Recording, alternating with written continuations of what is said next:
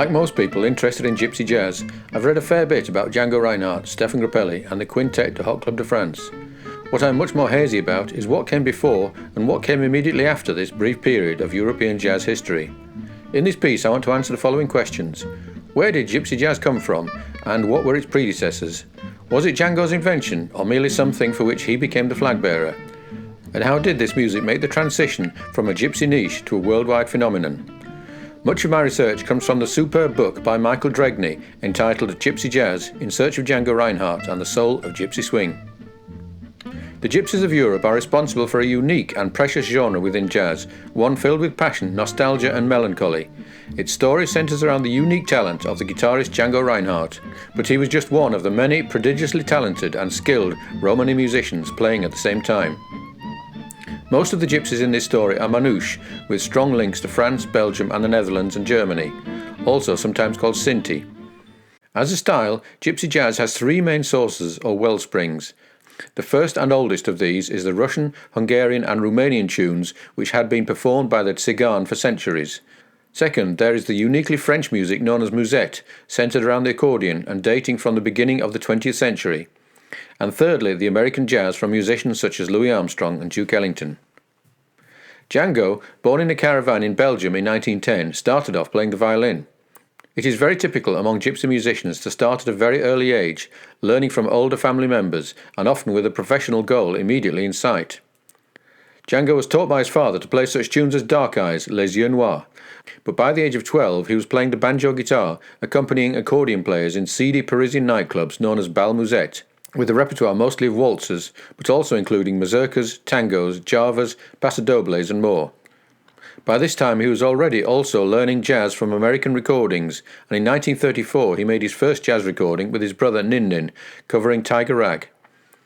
Among the guitarists who inspired Django was the highly talented Jean-Poulette Castro, a well-established Gitane whose playing covered many styles and who wrote Vals Poulette, a rare and evocative recording described by Michael Dregney as the genesis of gypsy jazz. Django was by no means the only gypsy guitarist working on the cusp of musette and jazz. In the 1930s, the Ferret Brothers, Barrow, Saran and Matelot were all first-rate guitarists, and like Django and most of the other Gitane musicians, they all got their first professional work as accompanists in the Bals Musette, often playing banjo. Among the most revered of these accompanists from this period was Gusti Malha, composer of many Manouche waltzes, including Reine de Musette and Valse de Niglos.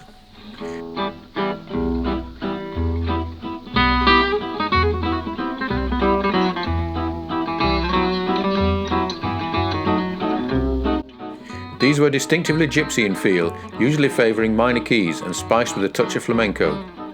Baroque Ferret began to edge the musette towards jazz with his tune Swing Valse, adding jazz chords and proper improvised solos. In 1938 he attracted the interest of Charles Delauney, the jazz impresario behind the Quintet de Hot Club de France. Delauney paired Barrow with the accordionist Joseph Viseur, who played both musette and jazz. Unlike Django, Barrow never concentrated fully on jazz, preferring to stay with his jazzed-up form of musette. Barrow's brother Saran was the only gypsy guitarist who would play solos on stage with Django, and he soon had his own jazz quintet, first recording in 1941. His other brother Matelot was particularly drawn towards the Tzigane music performed at the many Russian cabarets, catering for a large number of often wealthy white Russian émigrés who had fled during the revolution. He worked with the former Russian Tsar's former violinist, known as Gypsy Jean Gulesco, described as a virtuoso of violin trickery. Among the tunes from this cabaret repertoire, Dark Eyes and Two Guitars have become standards of the gypsy jazz repertoire. The former tune was normally played in waltz time, but Django was probably the first in 1940 to play it in swing 4/4 time. At the age of 14, in 1924, Django saw his first live American jazz band at a Pigalle nightclub, and from then on he became focused entirely on jazz.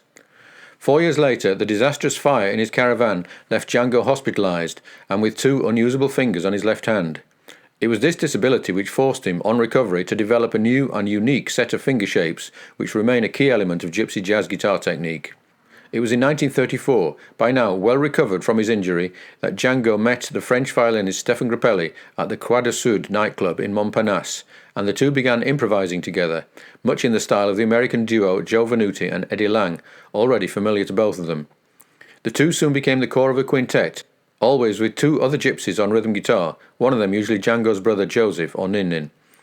The band was adopted by Charles Delauney, leader of an organisation called the Hot Club of France. He saw them as the perfect representatives of a new and distinctly French form of jazz. With his help, they were soon in the studio recording Dinah, Tiger Rag, Lady Be Good and I Saw Stars. A well-promoted first performance was a sellout, and in no time Django and Stephane were genuine jazz artists, no longer playing for dancing or background music but as respected concert artists. So what was distinctive about this new style of jazz? For one thing, instead of drums, the quintet had a powerful driving rhythm guitar section playing a style known as la pompe or the pump. Grappelli's style was elegant and very French, while Django had a daring and explosive virtuosity rarely matched even today. While the repertoire started out as being mostly American standards, it soon included many Reinhardt compositions and quite a few tunes from the Eastern European gypsy repertoire, as well as Vals Manouche, developed from the Musette style. Beside Django's brother, other band members came and went, mostly gypsies and close relatives of Django. Tours of France, Scandinavia and the UK followed, but in 1939, during a tour in England, war broke out and Grappelli opted to stay in London, while Django returned to Paris. Despite the considerable danger to himself as a gypsy, Django played with great success throughout the war, popular even with the occupying Germans.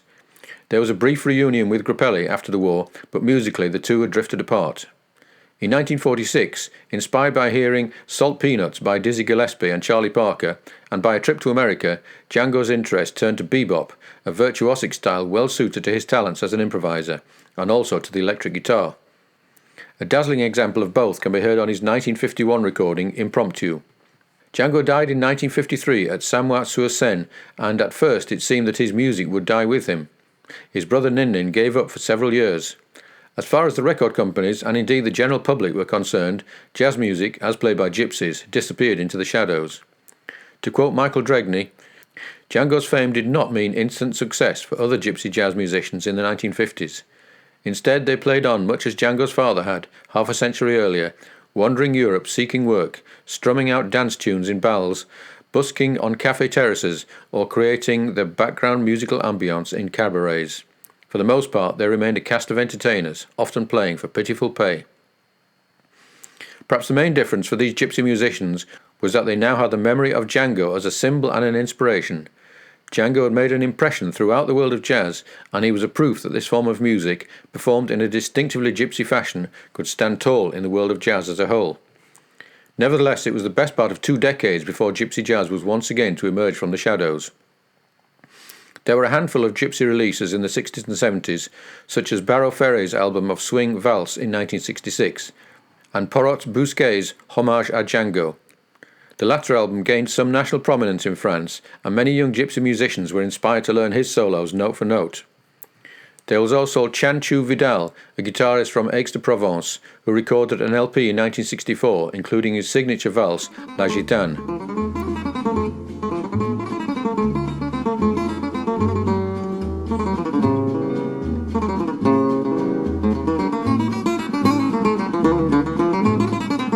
The story of gypsy jazz continued to be dominated by guitarists, but one of the few violinists to also play a part in keeping the flame of Django's music alive was his cousin Shnuckenack Reinhardt, born in 1921 in the Rhineland.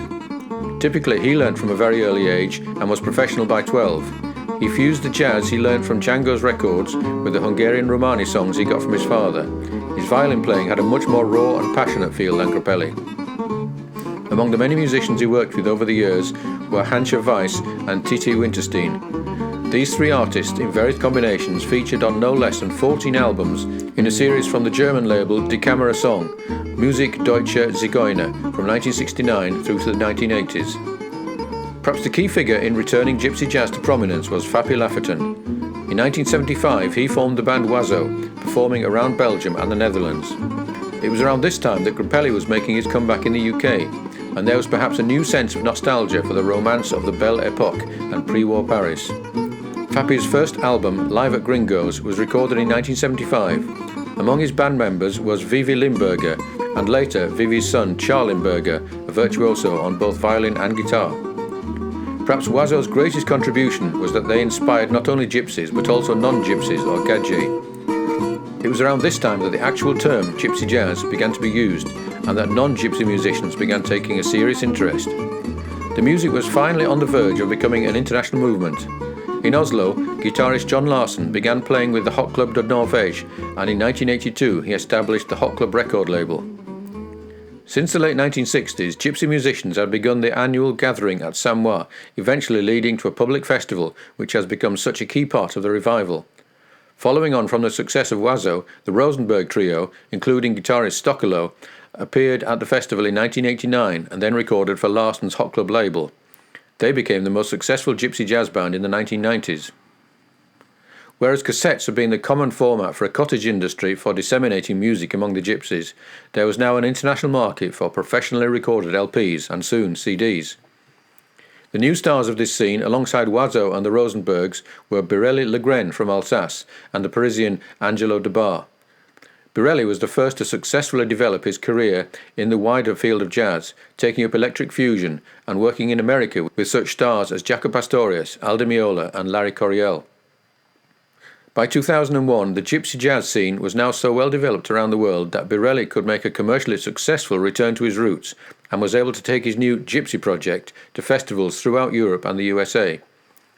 The American scene had taken off in the 1990s with the Hot Club of San Francisco and Seattle's Pearl Django. David Grisman had already introduced the music to contemporary bluegrass fans, highlighted by a tour with Stephane Grappelli.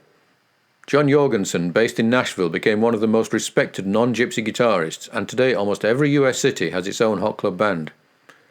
So to answer my initial questions, gypsy jazz grew out of the rich musical melting pot of interwar Paris, where Manouche and Gadget alike mixed freely in the cabarets, Bals Musette and jazz clubs.